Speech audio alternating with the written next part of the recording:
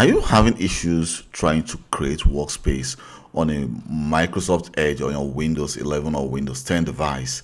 For example, you can see it says one moment please while we connect to your workspace, but you receive an error message which says unable to join workspace. Please make sure that Edge Workspace is enabled for the current profile.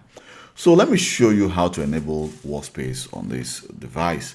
So what you need to do first of all is let's try to open a different tab. Let's just open a new tab and then enter the following: Edge /flags and then hit enter. Here you can see we have a lot of availables. For example, we have temporary unexpired. So we're going to actually search for workspace. And here you can see enable workspace comment.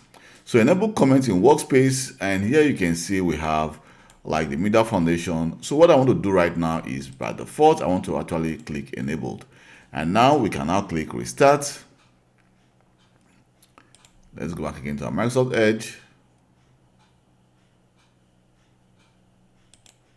Here we go. You can now see that we now have the workspace there. If I click workspace, here you can see we now have workspace. So you can now create new workspace if you wish. So this is how you enable or disable workspace in Microsoft Edge on a Windows 10 or Windows 11 device.